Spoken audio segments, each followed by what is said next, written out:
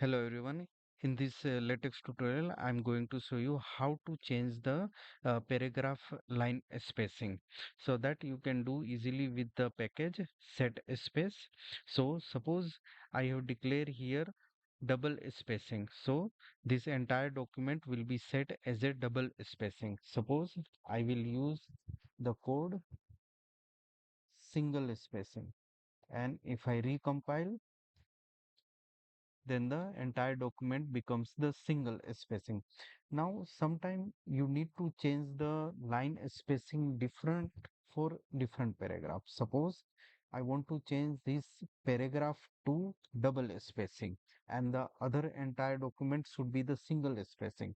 So for that, you can declare begin double space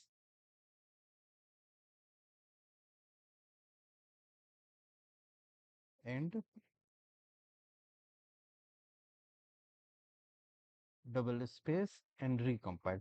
So what happens that the this is the single spacing is the global setting. So entire document is set as a single space while this particular paragraph is set as a double space.